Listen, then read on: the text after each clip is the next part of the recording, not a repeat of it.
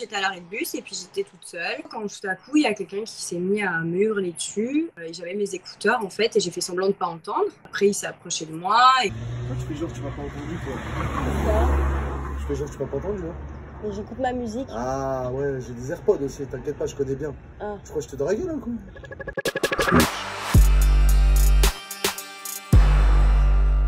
Il était dans la rue en face, j'étais assise à mon arrêt de bus, je l'ai vu de loin et il commençait à me dire hey, toi là-bas là, pourquoi tu fais genre tu m'entends pas? Bref, il insistait. J'ai vu qu'il traversait la route pour venir me voir, donc j'ai commencé un peu à paniquer. Je me suis mis à filmer. Tu vas où comme ça, toi? Tu vas au fitness park là. Tu fais la sportive en fait. C'est quoi ton problème? C'est quoi ton problème? J'ai pas de problème, j'ai juste des problèmes en physique, mais je les ai réglés il y a pas longtemps, il y a 2 jours. D'accord, très bien. J'ai eu le cœur qui a commencé à battre assez fort. Je me suis dit qu'il faut pas que je me défile dans mes mots parce que je sais très bien que ce genre d'individu-là, il cherche à impressionner. Et souvent, du coup, on reste tête baissée. Mais on sait pas à quoi s'attendre. On sait pas si le mec, il a un couteau sur lui. On sait pas s'il va me mettre une gifle ou pas. Et après, j'ai posté tout ça sur mes réseaux sociaux parce que je me suis dit, bah voilà, là, j'ai une preuve de ce qu'on vit tous les jours au quotidien, les femmes. Il y a plein de gens qui m'ont dit, oui, il t'agresse pas. Mais si, moi, je suis désolée, mais... je te connais pas et d'un coup tu viens me hurler dessus et tu t'approches de moi en plus, c'est impressionnant. C'est pas bien de dire que c'est que les femmes, mais en fait même mon propre père, mon copain, ils me le disent eux-mêmes, ils pourront jamais comprendre ce qu'on vit parce qu'ils ne le vivent pas dans leur quotidien. Ça m'est arrivé, je sais pas moi, quinzaine de fois, 20 fois même. C'est pour ça qu'en fait...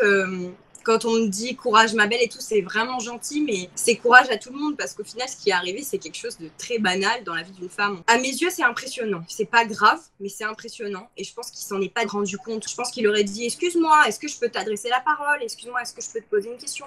J'en sais rien, il aurait abordé la chose différemment, j'aurais même pas vécu ça mal, quoi. Mais c'est le fait de crier, de s'approcher de moi. Si, voilà, je suis toute seule, je vais bien regarder, je vais être au téléphone, peut-être avec mon père, je vais peut-être me rassurer avec quelque chose. On peut pas se dire, bah tiens, je rentre à pied chez moi. S'il est minuit, c'est impossible. Donc en fait, on va nous traiter de princesse parce qu'on va prendre un Uber et qu'on va payer 20 balles. Ouais, mais 20 balles pour notre sécurité, ça les vaut. Je veux pas me faire agresser, en fait. Alors qu'un mec, bah, il va se dire, bah, je rentre en marchant. C'est pas un problème pour lui. Et en fait, on aimerait juste avoir cette chance-là. Ma mère, elle vivait à Paris il y a 30 ans, c'était déjà le cas, donc je pense que ça changera jamais. À 95%, j'ai eu vraiment beaucoup de commentaires positifs. Après, j'ai eu les 5% qui disent n'importe quoi. Le plus révoltant, c'est celui qui voulait que je me fasse frapper dans la vidéo. Donc en gros, faut en arriver à ce qu'on se fasse frapper pour se faire entendre. Non mais c'est quoi ça? On se rend pas compte parfois de comment on parle, comment on est, etc. Faut se voir ou faut s'entendre pour réaliser certaines choses. Donc je me suis dit peut-être qu'il y en a qui vont tomber dessus et qui vont un petit peu baisser le volume, se calmer, avoir des façons d'être un peu différentes.